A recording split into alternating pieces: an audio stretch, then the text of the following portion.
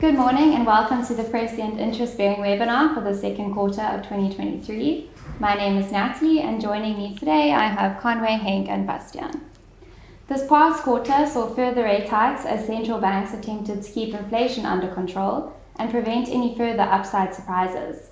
We did experience some reprieve with the US and local inflation moderating, but this fight against inflation has resulted in a challenging quarter for markets. Today we will reflect on some key events that have shaped the past quarter and discuss our views and expectations for fixed income markets going forward. So the US has just released their Q2 economic data, which showed stronger than expected economic growth and tighter than expected labor markets. And this has resulted in the Fed believing that their monetary policy may not be restrictive enough. So Basti, can you take us through the implications of this recent development? Sure, Natalie. Thanks everybody for having us and joining. Yes, you're exactly right. So we had a lot of positive economic data, much more positive than initially expected. And that means we are moving away from this question which we used to have, is it going to be a hard landing, a soft landing or no landing? At Prescient, we always follow the data quite accurately. So we use the Prescient economic indicator, and that combines a lot of information in one go to tell us where the economy is going in real time. And more recently, we had an extremely strong labor market data.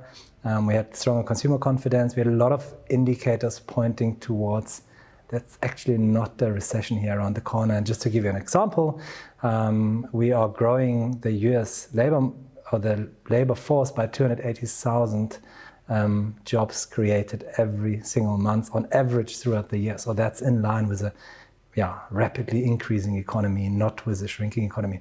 So our data has never suggested we are close to recession. And with that, we have shown in the present economic indicator that if anything, there's a soft landing, potentially no landing. And we're also cautious in a way by saying when the data changes, we will change our view. But so far, that hasn't been the case. And the present economic indicator has actually started to tick up furthermore as of recent. But let me show you the details in 2 or 3 charts.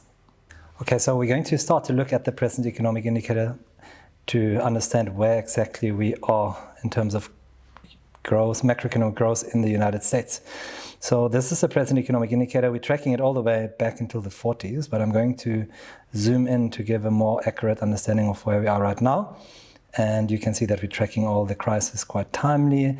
As said, we're using a lot of data here in real time. So with that, we're always fast to identify new crises. And if you look at the right-hand side of the chart, this is what made us think that there's going to be a soft landing, potentially no landing. But you can see that the present economic indicator has really jumped up as of recent by quite a bit. So let's see what's all going into that indicator. You can see it on this table here.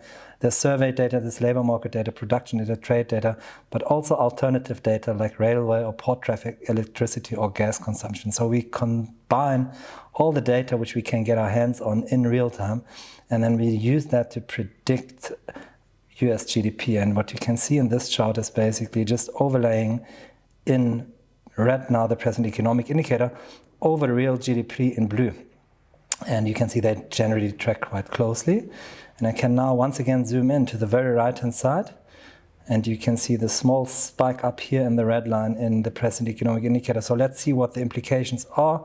If I draw a simple regression line in this chart and see what the current level of the present economic indicator means in terms of change in real GDP growth, that normally equates to 2.81% US real GDP growth. So definitely telling us this is not an economy which is close to recession. Natalie also asked about inflation and the stance of the Fed. So I want to use the opportunity to just jump into inflation straight away. And the good news here is that inflation continues to come down quite sharply. So what you can see in this chart here, it's just top line inflation in the States. And yeah, we peaked at 9.1 in June last year. But you can see on the right-hand side how we're coming off all the way to now just below 3%. So far, the Fed got a lot of blame last year for being behind the curve, I guess, over the last couple of years now.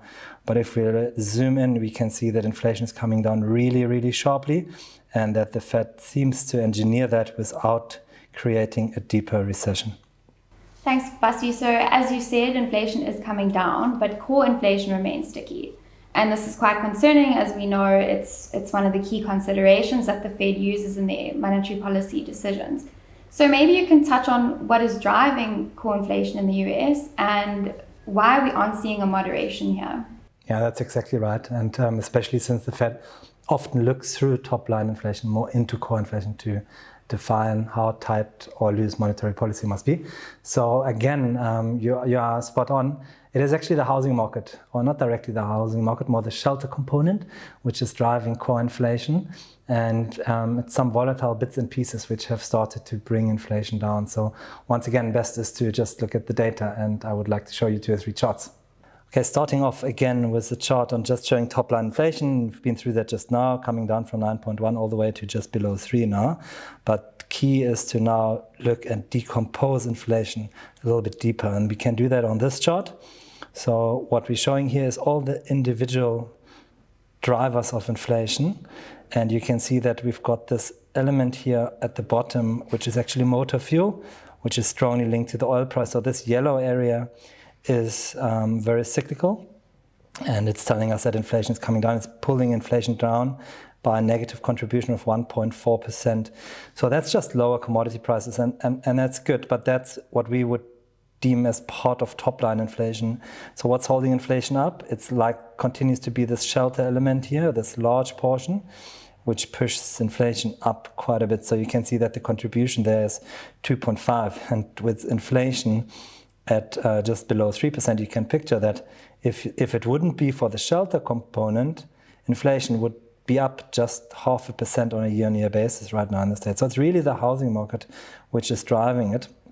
But let me decompose it a little bit further and look into core inflation. So this is the same chart, but now we're focusing on core inflation. So the oil price is gone, and we don't have anything pulling it down that aggressively. So if you look at the total level, you can see that it also starts to come off, but it comes off much, much slower. And that's exactly, exactly what we mean when we speak about sticky core inflation. What's the driver? Once again, it's the shelter component. So this big contribution to core inflation also here from the shelter component, which is really, really elevated and which is linked to the US housing market. So the shelter component you mentioned is interesting. Can you give us a little bit more insights into what's driving it and what we can expect to see with that component going forward? Yeah, exactly. So that's a data point which we looked into quite detailed at Prescient over the last couple of weeks. So shelter is not directly housing, and that's a often made misconception. The prices of houses or the housing market directly is not actually featuring in the CPI basket, and it shouldn't, because our day-to-day spend or our consumer, the basket which is linked to our household spending, is not impacted directly by the value of our houses, but it is impacted by that indirectly. Okay, so what goes into the CPI basket is what we call shelter, and it's actually by a margin the biggest portion of the CPI basket. And the shelter component, there's other small elements in it as well, which we're not going to focus on, but 85% of the shelter portion is explained by 2 elements. The one is rent, and the other one is owner's equivalent rent. Okay, rent, we all know what rent is. And then owner's equivalent rent is basically surveyed data. So it's basically telling us what would be your rent if you would be renting your own house, despite the fact that you're owning it. Okay, so if you wouldn't own your house, but you would rent it, that's owner's equivalent rent. So if you take rent and owner's equivalent rent, those 2 together basically define the shelter portion. And that's what's really driving core inflation. So let's look into what exactly makes up that shelter component and how that behaves. Okay, so what you can see on this line now is in blue, the just mentioned owner's equivalent rent. And then in red, you can see the rent of primary residence. So that is just clean rent. And the interesting thing to consider here is that if you strike a new lease in the States, it's normally struck for 12 months. And with that, the owner's equivalent rent as well as a primary rent of primary residence component, they are very laggy. And you can see that they're still close to the all-time high. Hence, they have such a big contribution to the inflation basket. But you can see that they are starting to level off. admittedly at a high level, but they are stopping to spike. What we did at Prescient now is we brought in the house prices in the yellow line, and we tested whether there's any correlation between the yellow line, the prices of the US housing market, and owner's equivalent rent and the rent of primary residence. And there's a high correlation here. It's just very laggy. So if you just picture that yellow line and you move it 12 to 18 months to the right, so you shift the time series forward, you would have actually an almost perfect correlation. So look at the yellow line, it's coming off sharply. That's now pictured on the left-hand scale. So the S&P house prices index on a year-on-year basis is not growing anymore. We're actually in slightly negative territory. So what should happen over the next 12 to 18 months is the rent of primary residence and the owner's equivalent rent to follow the yellow line all the way down to zero. So we expect that, call it a year from here or maybe 18 months from here, the portion of shelter to the contribution of the core CPI basket will start to decrease significantly. And with that, we will finally also see core inflation to be much, much less sticky. So Basti, how does this all feed into global interest rates and credit markets? Specifically, what has happened to the pricing of the front end and the back end of the yield curve, and what has happened to credit spreads?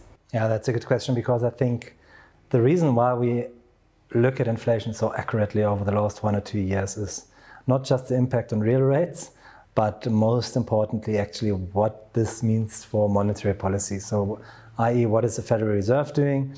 And if we know what the Federal Reserve is doing, we pretty much know what the SARB is doing, because they generally tend to follow the Federal Reserve quite closely. Henk is going to speak about the front end of the SA curve much more detailed just now, but let me show you in 2 or 3 charts what happened to the pricing of the front end curve in the States. Okay, so what you can see on this chart is exactly the pricing of the Fed fund futures. So basically market pricing on where the rate of the Federal Reserve is going to be. The red dotted line is the midpoint of the band. That's the Fed effective fund rate. So that's where we are today. And then the blue dots are basically telling us through time on the x-axis where the market expects us to be. So you can see that we are currently basically obviously at the current Fed fund rate, but then we are priced for actually one more 25 basis point hike, which is probably going to happen in August, and end of July already. So there's no more Fed meetings, and it will be August where we will see that hike. Most likely, at least that's what the market expects. After that, the market doesn't expect any further hikes, and then it starts to price for cuts. At the beginning of next year, we expect to be back to the level where we are right now. That's what the market expects. And then quite a few cuts all the way down to a level of just significantly below 4% already by mid-2025. Okay, so that's what the market is saying. How has that changed? That's always important. So compared to a month ago, hasn't changed a lot. So basically, we pretty much at a similar level as we've been a month ago. So you can see that because of this strong economic data coming through, the curve is slightly higher. So the Fed is priced to a slightly higher level. But Natalie, back to your original question, you can see that actually not too much has changed when it comes to the pricing of the Fed at the front end of the curve. What does the Fed think where they're going to go? For that, we can bring in the Fed dots. And that's where the Fed is telling us where they're going. You can see over the short term, pretty much in line with where we are. And then at the end of next year, there's a bit of a mismatch. The Fed says that they're going to bring down rates very, very slowly from the peak level.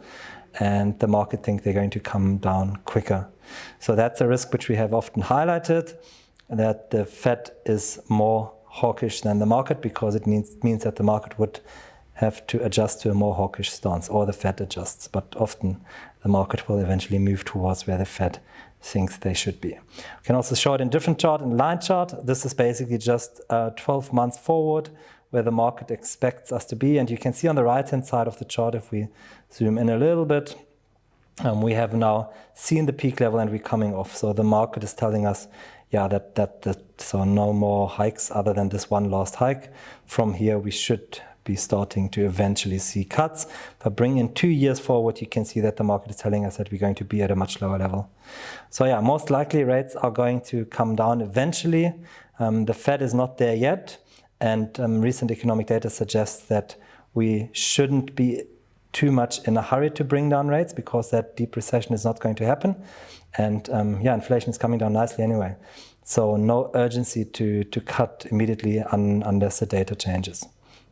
Thanks, Basti. So as you said, bringing it closer to home, the May local inflation print surprised markets, coming in lower than expected. And this curbed the very hawkish stance of money markets on rate expectations. So Henk, what does this repricing mean for fixed income markets? And also, what is the outlook for interest rates in South Africa?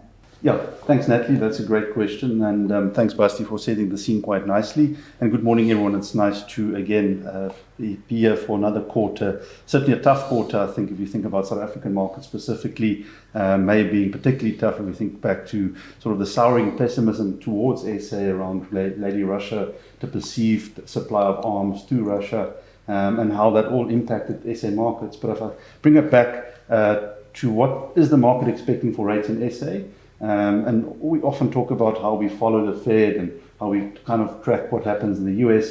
And if I think about the chart and think about what we are pricing, it's very similar to the Fed. Yes, maybe some short-term pain in terms of rates being a little bit higher, but certainly if we think about the longer-term outlook and the profile of where our rates will go, markets starting to price with the lower inflation locally as well as offshore, starting to price rates to start coming down. Which obviously very pleasing for us as people on the ground, but also for us as investors who have been fairly bullish on SA rates, starting to see this normalize and the value really coming through. So let's look at what that looks like from the South African context in looking at the FRA curve and what the market is pricing for our rates going forward. Okay, so this is a chart we often like to show. Really what this is trying to show is what's the market expecting our rates to do over the next sort of 2 year or the investment horizon for really the Monetary Policy Committee. And what's interesting to see, about a month ago, rates being quite a bit higher, or at least the expectation of us increasing rates a bit more from where we are sitting currently. And again, around that sort of time with May, Lady Russia, the souring pessimism towards South Africa. But pleasingly, Natalie, to the question, normalizing, you can see a pretty flat profile, not expecting too much in the sort of near future, but this expectation of us coming off from where we are and really starting to see rates coming down in the South African context as well, being very, very pleasing for us as an investor and certainly as an economy. If I just look at that a little bit differently, again, just focusing on a sort of a 3 year horizon, taking that 3 months rate we were looking at now, really the JABA rate, and see what the market expects that to be on average for the next 3 years. So that's what we call the 3 year swap rate, basically the expectations of where rates will average over the 3 year period. That's just the 3 month rate, the JABA we're resetting against. And what we can do is look at the difference between the two. And really what this should tell us and what this does tell us is what's market pricing, or how much are we getting paid for taking on some fixed risk in the front end of the SA market. And you can see here the two rates being sort of indifferent, being basically flat. So almost no compensation, or no compensation really, for taking on fixed rate in the 3 year space. So certainly markets have now come in, normalized, and we are starting to see these things turn, which is great for all of us. So Henk, as we end another quarter of volatility and market uncertainty, how are we managing risk in the income fund and to make sure we are delivering on that capital preservation target? Yes, again, a good question and very relevant given the quarter we've had. And certainly if I think about May and how we were positioned and how the funds performed, thinking about that risk target of ours of not losing money over a 3 month period, May was certainly tricky, challenging, but again highlighted and showcased to us why we have that budget in place, why we are surgical when it comes to managing that risk, and how we are able to react to markets like May, really cap the risk, make sure we don't breach that target. We did not breach that target, and it allows us really to effectively be active around making sure we have those compounded positive returns through time. And certainly, again, as I said, a great example of how that has come through in the fund, and certainly we were active in managing the risk during May specifically. And we saw June markets come back. We still had the risk in the portfolio. Really great month for us in June, capping off, as I said, volatile quarter, but bringing us back into the positive. So if I think about the risk budget and I show you what does that look like currently. So what we're looking at, as I said, is really the risk budget that we run for the income provider portfolio. And again, as I said, we've got that risk target of not losing money over a 3-month period. And where does that come from, really? If I think back to when the fund started, it really was a fund that we started for a beneficiary trust of ours about 22 odd years ago. In the beneficiary trust, there's widows and orphans, or there was, and they needed a solution that their capital would keep up with inflation, but more importantly, they wanted to draw regular income and not draw it from a fund that was too volatile, where they would have drawdowns or lose money over a monthly period of, say, 4, 5, 6% that you find in more traditional asset classes. So we structured the portfolio for them on the income side of things, really trying to hit our CPI plus target, but more importantly, make sure that the capital preservation, that steady, sleep easy type profile of this portfolio was intact. Where the fund started, and that's still the way we think about the fund. So what are we looking at here? Really the 4 different budget numbers we can look at. So if you think about a 3-month period, we can earn something for the next 3 months. If I lose more than that in the next 3 months, then I obviously breach my target. So that will give me one of my budget numbers. But also that is true for the next 2 months, the next month, as well as how we go through the current month. So you can see that's the last one on this table here. Each one gives me a budget number.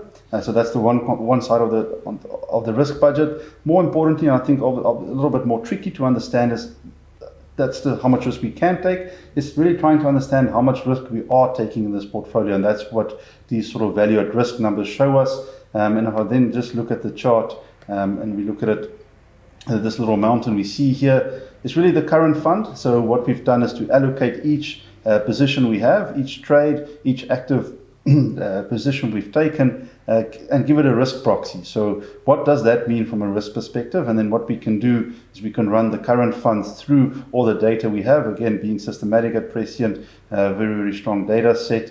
For the last 20 or 30 years, we can see how this fund would have performed on a 3-monthly basis given its current positioning. And that's obviously quite nice to see. It sits to the right of the 0 line.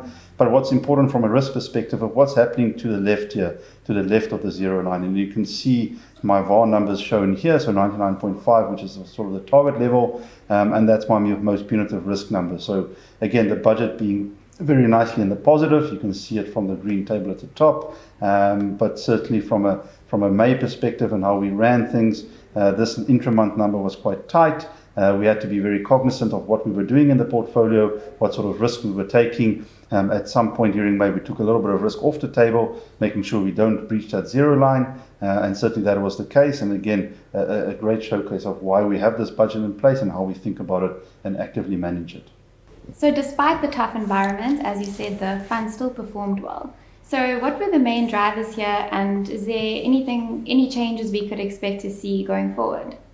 Yeah, I think the key drivers really, if you think about the volatility through the quarter, was really our duration position. We still, as Prescient, see quite a lot of value in having some duration in portfolios. Within the income fund, obviously well managed from a risk perspective. But that has been a key driver as we've seen rates normalize, inflation globally really sort of coming off locally as well. Really investors starting to come back into the bond market, seeing some yield compression, which was great for us. But interesting, if I look at the positioning of the portfolio, so from a positioning perspective, as I said, funds really grown quite nicely, so just north of 37 billion. Very healthy fund yield still, and I think that's been a very key story around a lot of what we've been doing at Prescient. The high yields we are seeing in the market certainly has been an opportunity for us, and we see it as a great time for income funds. Not a lot of risk from a term perspective, so fairly conservative with a total term to maturity on a fund level of 3.5 years and a duration number of around 1.4 years. So that's the fixed income, or at least the interest rate exposure we have. But thinking about drivers of performance and looking at the fund composition, which we can see here, our fixed rate component really comprising of the 2030 bond has been a key driver for the good performance. But some of the other interesting bits and pieces that we do at Prescient, and certainly on the income side of things, is some of the sort of drivers of real return that we can use. And what I want to show you here is three components. So these are very, very nice diversifiers, very, very much yield enhancements for us, and three products we're very, very proud of and certainly very excited to have in this portfolio. The first being the Clean Energy and Infrastructure Debt Fund, about 4% of portfolio. That's a clean energy portfolio, CPI plus, very, very healthy yields that we earn from those.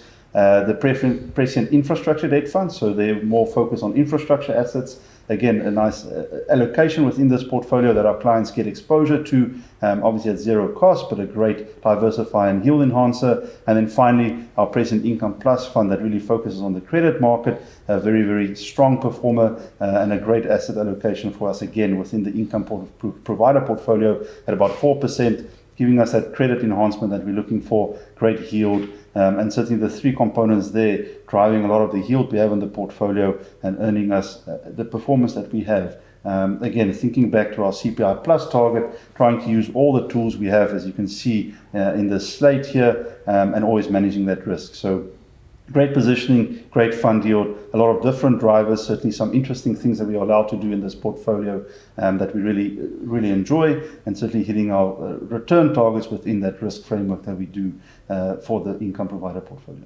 Thanks, Henk. So speaking of credits, Conway, what is our current view on the credit market at the moment? Hi, Natalie, and morning to everyone. Thanks for being here. It's obviously very exciting being my first one. So hopefully I can take you through a couple of charts and show you what we're doing. So the starting point is to understand that we're at Prescient from the credit side. We run a credit cycle cognizant investment approach. What that simply means is that we make sure that we position thematically based on what our Prescient credit cycle indicator dictates that we should be. And that is from a model portfolio or an optimal portfolio perspective, and also a current.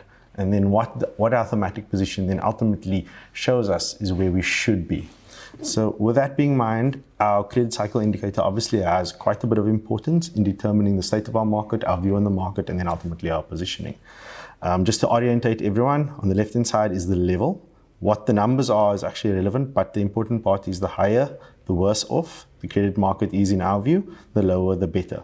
And if you can just take a look at, for 1 second, as we were going into the COVID crisis, we saw that risk actually rise significantly.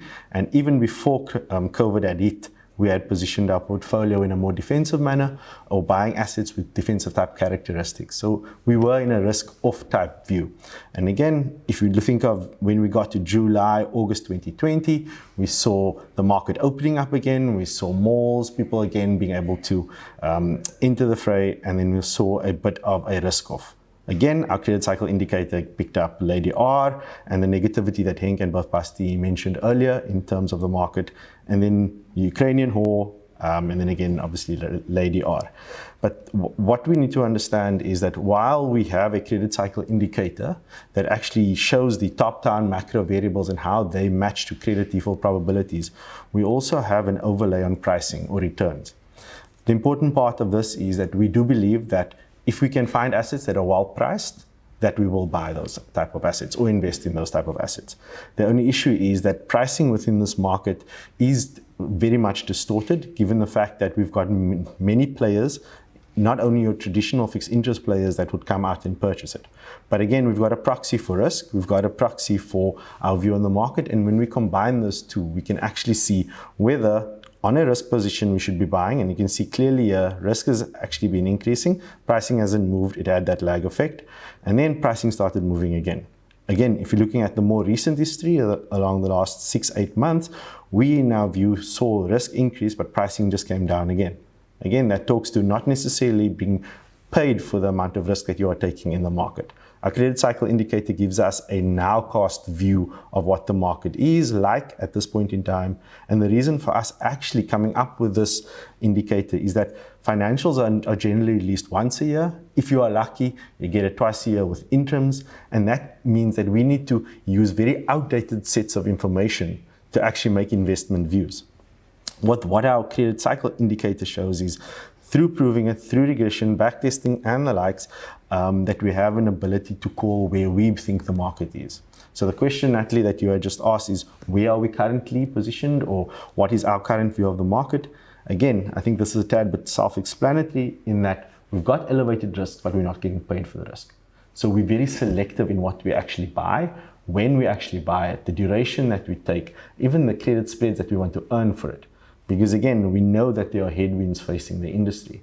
I think if we roll back to probably Jan, Feb, we were in a bit more of a positive position, but then the impact of the war, the impact of the debt ceiling, the impasse that we had relating to selling of weapons and the likes, all of that then came through to actually show that there is heightened risk and we weren't getting significantly enough compensated for that risk within the market.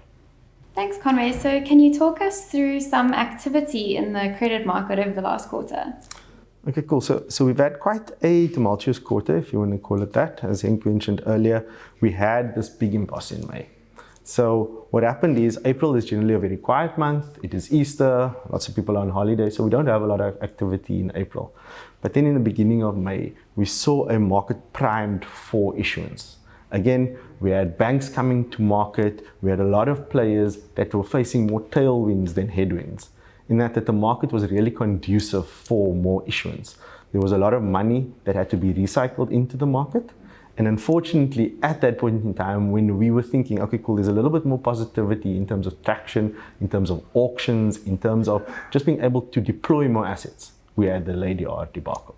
Not only did we have that, we then also had the debt ceiling issue.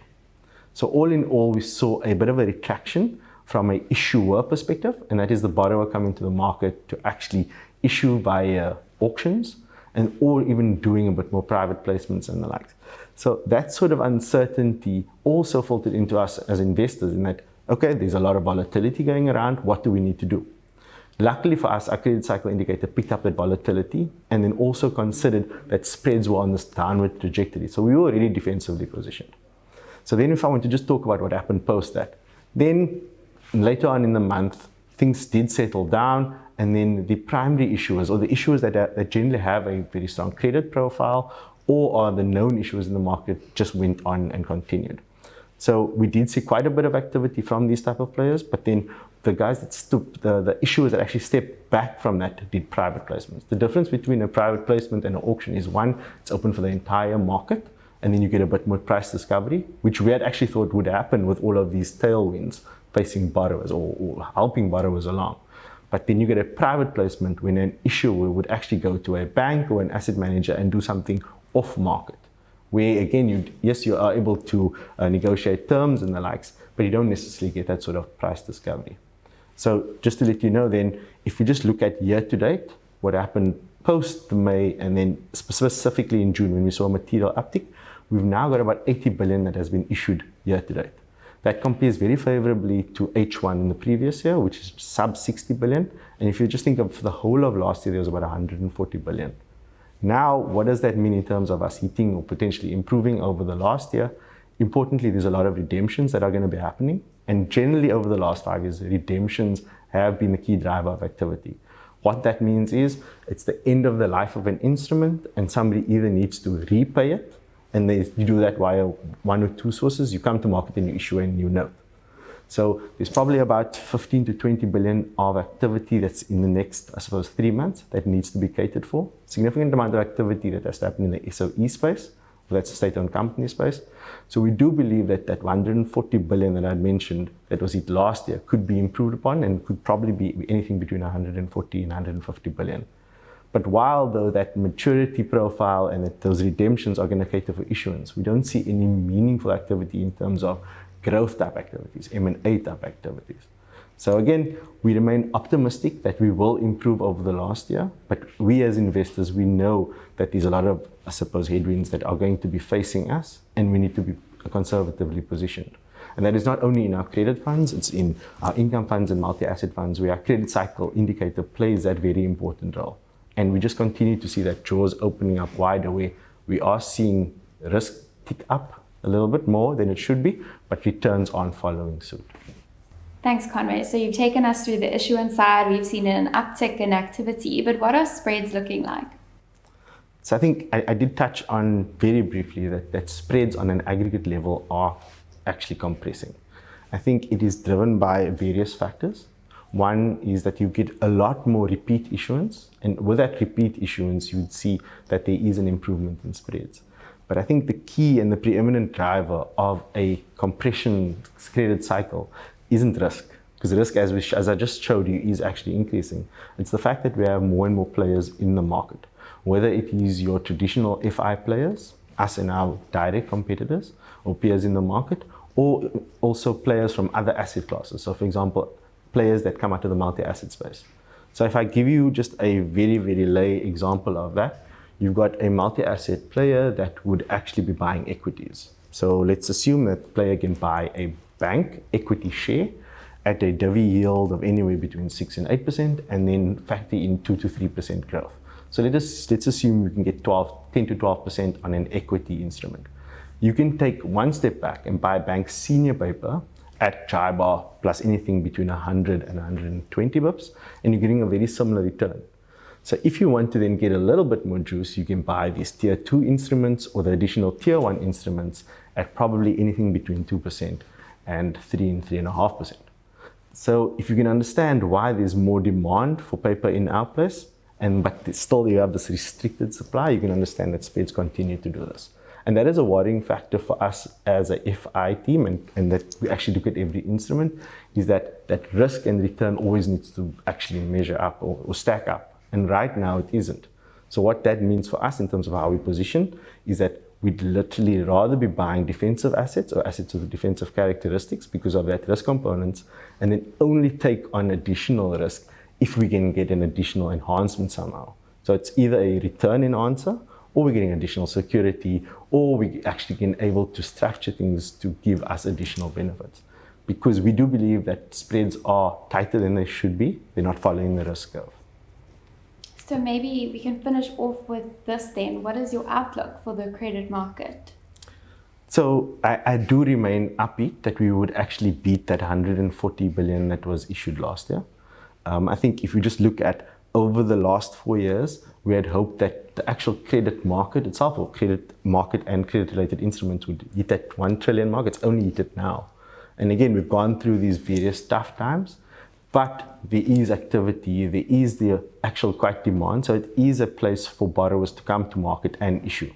And again, then you've got all of these redemptions. So again, if we're looking at 80 issued year to date, we've probably got about 70 billion. So it's roughly like for like of maturities that are pending. So if we can just factor in a little bit of growth, we could get to that 50.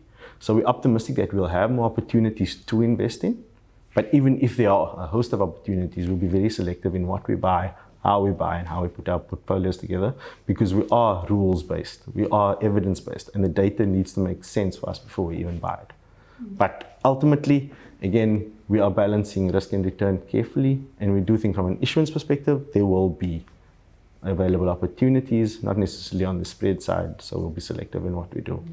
Great, thanks so much, Conway. Thank you, Henk, and thank you, Basti. We will now take some questions.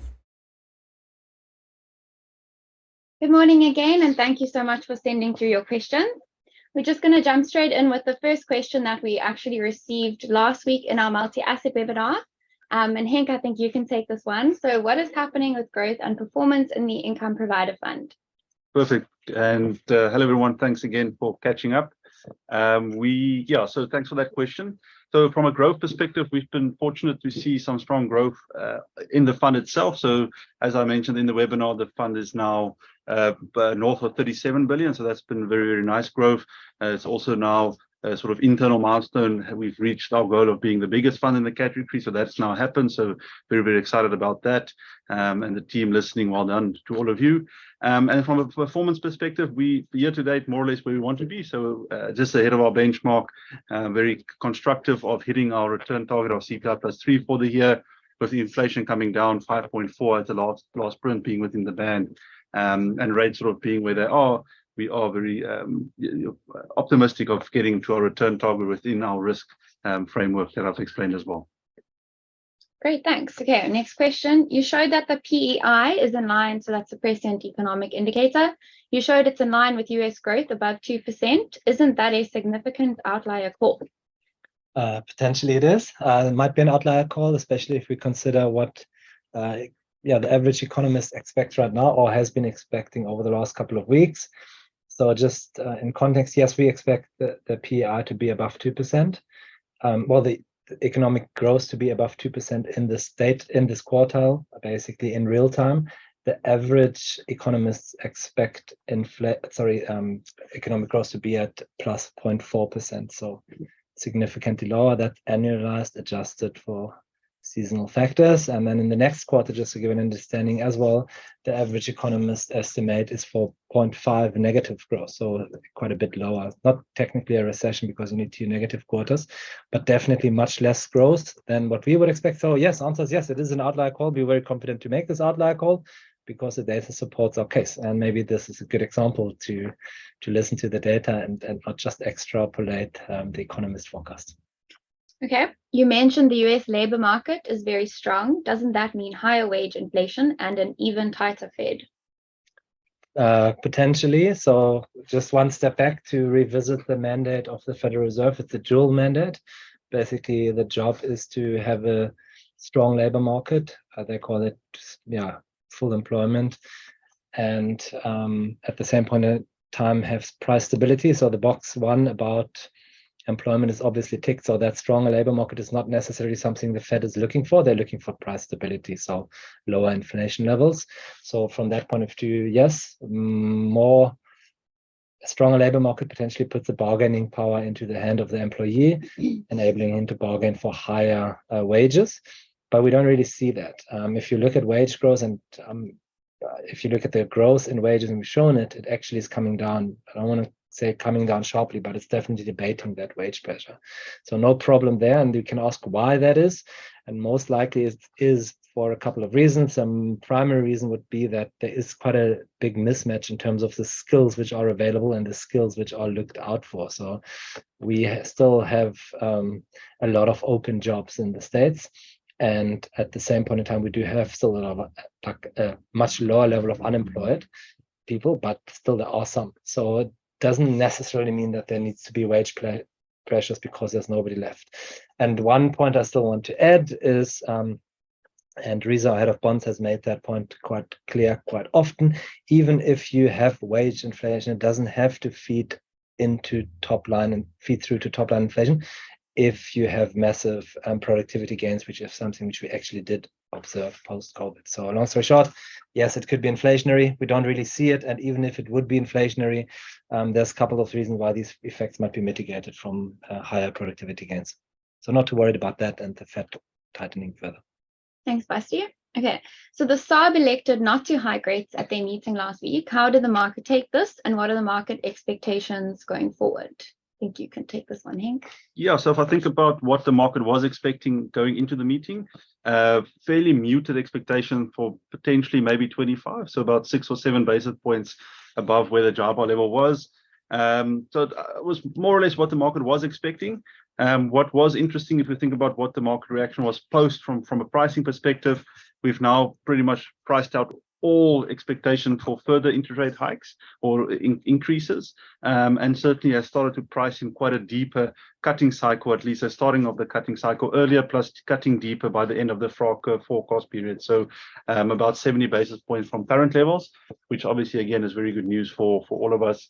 One, from a investor's perspective, being sort of favoring some more duration in the portfolio. We did see CPI come into the band again from being outside of the band for quite some time. So yeah, SARB's doing what they should be. Inflation is sort of well contained, and rate hikes probably off the table for now. Let's hope so. Next question: what are your thoughts on SA AT1 spreads? Just take it. This one's for me. So maybe you can just define what AT1 is. So the starting point is that AT1 is a bank additional aid of equity. So the question is obviously very topical because of what happened abroad, the issue at Credit Suisse, and there's obviously been a big interest in whether our spreads or the amount at the rate that you earn on these instruments have followed suit after the write-off abroad. So again, what are our view on these instruments? We continue to see a lot of support for these instruments locally. We do believe that while there are very similar features that these instruments have compared to what's happening abroad. And then obviously, when you think of how you then get compensated for that type of risk, the demand factor for us is driving those spreads and spreads down more than the actual economic conditions out there warranting continued spread compression. So while we're still constructive on purchasing these instruments, we are not going to be simply buying these at any, level. We have a fair value that we've determined, and obviously that's internal to us in terms of what we do and how we do it. But we would still buy it if the pricing makes sense, or we'd invest in those type of instruments if the pricing makes sense. Thanks, Conway. I think this is another one for you. So you noted the performance of your credit fund has been strong. Can you share more details of the fund and performance? So I think we launched the fund just over 3.5 years now. So we've got our 3-year track record, and our 1 and 3-year track record has been quite strong. The performance of the fund, we believe, is driven by our approach to credit.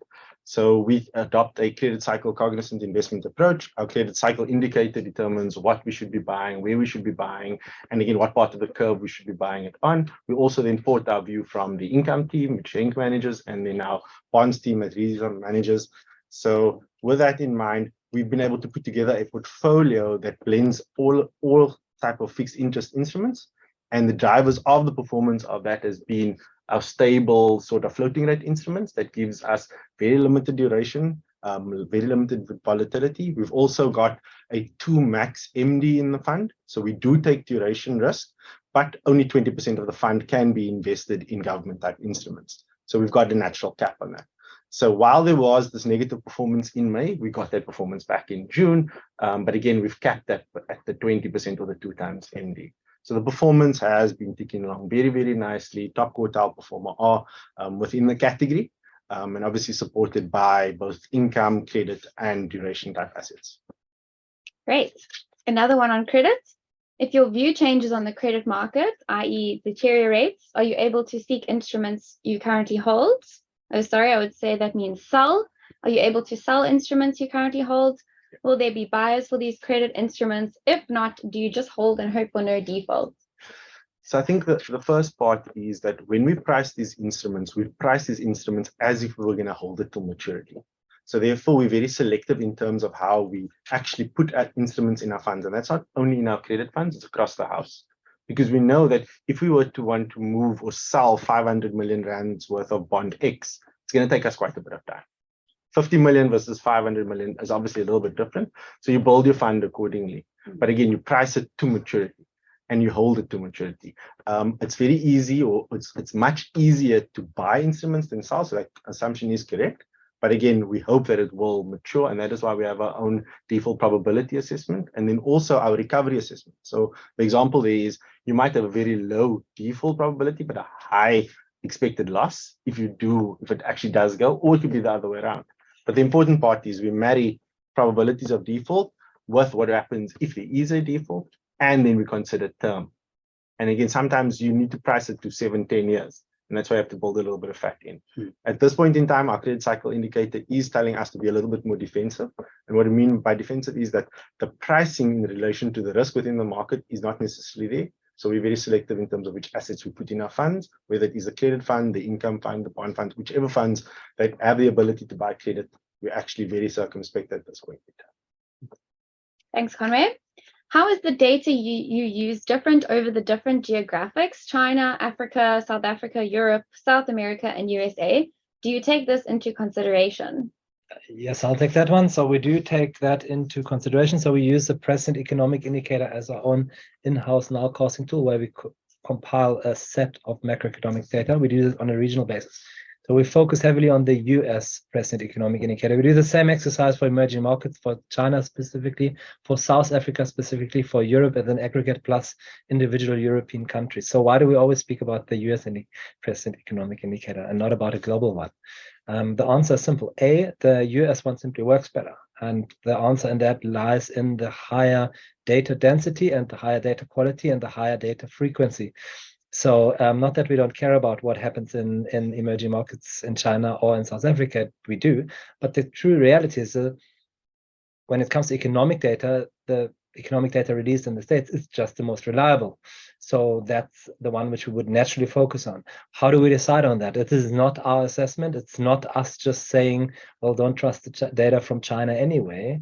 That's not how it works. The way it works is that every indicator we use is tested for its predictive power. So we just see that the US economic indicator has the highest predictive power for most asset classes. Hence, we try to focus on that. And the explanation for that I've given already. So it's A, the data quality, density, and frequency is highest, but also B is, we do see the United States as the engine room for global growth. It is just the best leading indicator which you can use, and that comes through in the data, hence the focus on that. But yes, we do use other regions and we can use them and we look at them, but the US one just happens to matter most. Okay. How does the sale of bonds and equities by foreigners affect your decisions and plans? Who would like to? Yeah, I would take a stab at that one. So I think we look at all the different variables and factors and things that could drive asset class views. As you know, at Prescient, we are systematic. We have certain factors and things that informs of our view on different asset classes, and those two data points certainly does reflect in the set that we have. As Conway explained in the webinar around our credit cycle indicator, there's volatility indicators there that would obviously be informed by some flow data. So yes, it's captured, and it would play a part when it comes to us setting our view.